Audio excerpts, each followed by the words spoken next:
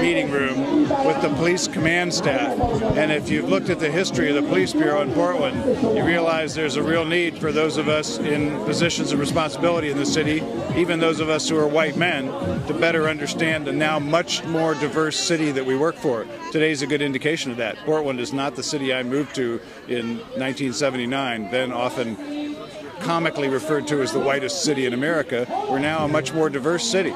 And we, those of us who are in positions of responsibility, we need to understand that change at a visceral level, not just at a superficial level. So I think that training, for me at least, I think for the others as well, paid off in a deeper understanding.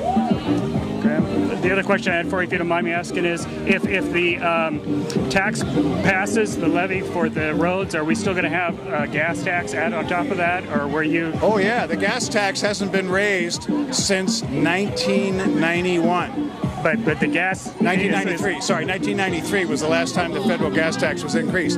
In 1993, asphalt cost $12 a ton. Now it costs $65. We still pay the same gas tax that we paid in 1993, the year that Beanie Babies were the big Christmas toy, the year that Intel came out with a new thing, a strange new thing called the Pentium processor that would maybe make laptop computers possible. The gas tax was pegged at 18 cents a gallon that year, and it hasn't changed since. So the gas tax is not keeping up with maintaining our roads. Believe me, I wish it were. No politician likes to increase taxes. It's not a popular thing to do. But the difference between then and now is that our roads are falling apart, and we have to do something.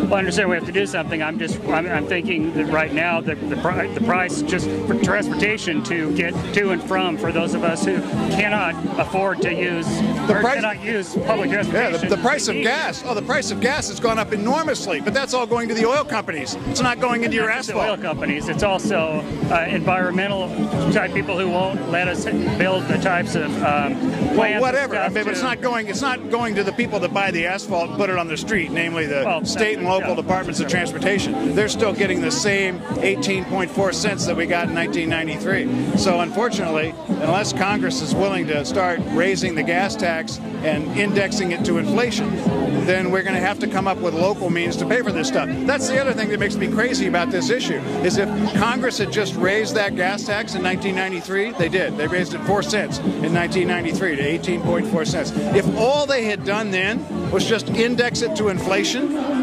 just don't ever have to pass another increase. Just index it to inflation. If they'd done that year, we wouldn't be having this conversation, because the gas tax would have kept up with the cost of asphalt, kept up with the cost of trucks, kept up with the cost of labor. And yet they didn't even do that much. They didn't even have the courage to index it to inflation, for God's sake. So here we are, having to pass a really kind of clumsy local funding mechanism that's nowhere near as democratic as the gas tax. Oh yeah, in clumsy, speaking from the resident point of view, it's more than clumsy. It's not a thing of beauty. It's very difficult for us to be able to afford to make a living. Yeah, and if somebody comes up with another way to do it, I'm no fan of this particular mechanism. I just feel like I'm responsible for finally doing something about this problem that everybody else has dithered about for 20 years. Okay. Well, thank you for your time. Yeah, you bet. Thank you. Have a great day. All right, you too.